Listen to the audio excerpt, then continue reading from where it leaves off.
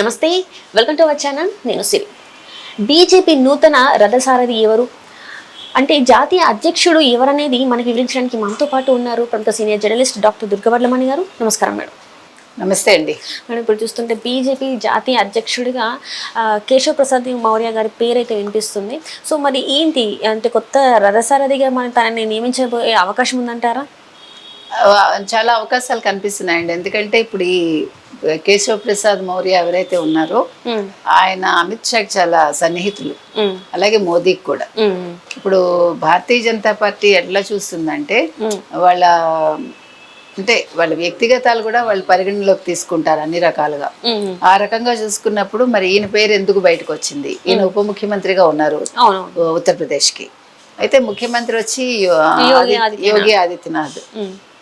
కాకపోతే అసలు ఈయనది అప్పుడే ముఖ్యమంత్రిని చేద్దామని వాళ్ళు అనుకున్నారు, అమిత్ షా వాళ్ళు, కేశవ్ ప్రసాద్ మౌర్యాని. కాకపోతే అప్పుడు సడన్ గా యోగి ఆదిత్యనాథ్ ఎంటర్ అవడంతో ఆయన చేయాల్సి వచ్చింది.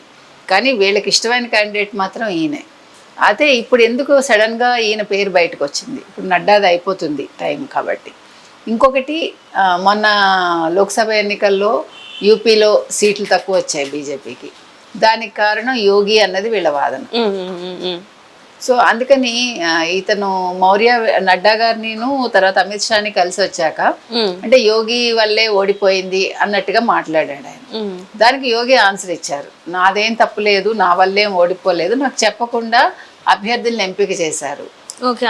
అభ్యర్థుల ఎంపికలో తప్పు జరిగింది. ఎందుకంటే అసలు యోగి గారికి తెలియదు. ఇప్పుడు స్థానికంగా ఉన్న నేతలను చూసుకోవడం కానీ, లేదంటే మరి వేరే చోట నుంచి తెచ్చిపెట్టారా అప్పట్లో, దానివల్ల ఇట్లా నష్టం జరిగిందో, ఇవన్నీ కూడా చూసుకోవాల్సిన అంశాలు. అయితే ఇప్పుడు ఇతన్ని పెట్టడం వల్ల ఎవరిని, మౌర్యాని, వాళ్ళు అంటే యోగి ఆదిత్యనాథ్కి చెప్తున్నారా, చెప్పకనే చెప్తున్నారా నెక్స్ట్ అతను తీసేస్తామని కానీ, లేదు ముఖ్యమంత్రి మారుతారని. అంటే ఇప్పుడు ఉత్తరప్రదేశ్ ముఖ్యమంత్రిగా ఉన్న తినని తప్పించి కేశవ్ని పెట్టకపోవచ్చు, మరి వేరే ఎవరిని తీసుకొస్తారు? ఇప్పుడు మళ్ళీ ఇప్పుడు ఇతను అఖిలేష్ యాదవ్ వాళ్ళు వెళ్ళారు కదా, లోక్సభకి వెళ్ళారు కాబట్టి అక్కడ 9 స్థానాలు ఏవో ఖాళీ అయ్యాయి. అంటే అసెంబ్లీ స్థానాలు ఇప్పుడు ఒక 10 వస్తాయి అన్నమాట. అవి మళ్ళీ ఇప్పుడు ఎన్నికలు జరుగుతాయి. ఆ ఎన్నికల కోసం ఇప్పుడు ఈ తపనంతా. ఇప్పుడు ఆ 10 స్థానాలు వీళ్ళు గెలుచుకుంటేనే కదా యూపీలో ఇంకా బలం పెరుగుతుంది వీళ్ళకి. అటువంటిది ఇప్పుడు ఇవన్నీ కూడా కారణాలు కావచ్చు. యోగి ఆదిత్యనాథ్ మీద ఇప్పుడు కేంద్రంలో ఉన్న అమిత్ షా కావచ్చు, మోదీ కావచ్చు, నడ్డా కావచ్చు కోపంగా అయితే ఉన్నారు. కాబట్టి ఇప్పుడు ఏ రకంగా చూసుకున్నా కేశవ్ ప్రసాద్ మౌర్యకి అధ్యక్ష స్థానం అయితే వచ్చేస్తుంది.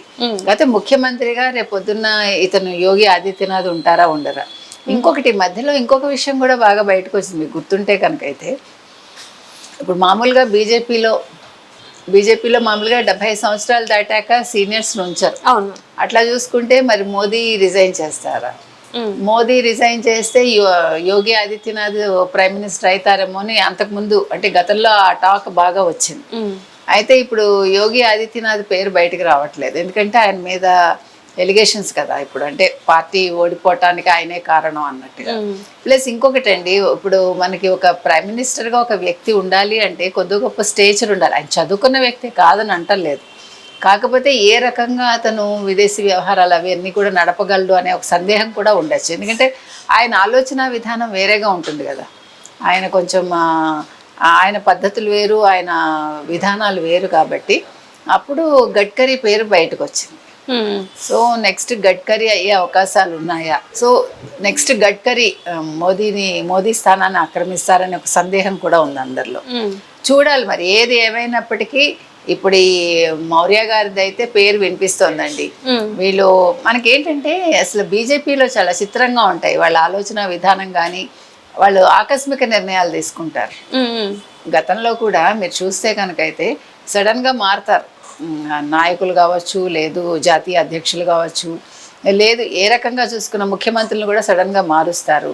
వాళ్ళు ఎక్కడ పార్టీలో ఇప్పుడు చిన్న ఇది జరుగుతుంది అని తెలుసుకుంటే అక్కడ బీజేపీ వెళ్ళి వీళ్ళ చేతుల్లోకి తీసేసుకుంటుంది ఆ రాజకీయం మొత్తం. వీళ్ళు నడిపి వాళ్ళ బీజేపీ క్యాండిడేట్ ముఖ్యమంత్రి అయిపోతాడు. అది కూడా చేస్తారు. అంటే రాజకీయ చతురత వీళ్ళకి ఎక్కువ. కాబట్టి ఇప్పుడు బీజేపీ రాజకీయాలన్నీ కూడా చాలా విభిన్నంగా ఉంటాయి ఎప్పుడు కూడా. అంటే కేవలం యోగి ఆదిత్యనాథ్ వల్ల పార్టీ ఓడిపోయే స్థితికి వచ్చిందని చెప్పేసి ఆ, యోగి గారిని తప్పించేయడానికి ఈ ఒక్క కారణమైనా ఇంకేమైనా కారణాలు ఉన్నాయంటారు? మనకి తెలిసి ఏం కనిపించట్లేదు. ఎందుకంటే యోగి గారికి అదర్వైజ్ ఏముంది, ఆయనకి వ్యక్తిగతంగా ఆయన మీద ఎటువంటి ఆరోపణలు లేవు, అవినీతి ఆరోపణలు అంతకంటా లేవు. బికాజ్ ఆయన చాలా సింపుల్ మనిషి కాబట్టి. సో ఇవి రీజన్స్ కాదండి.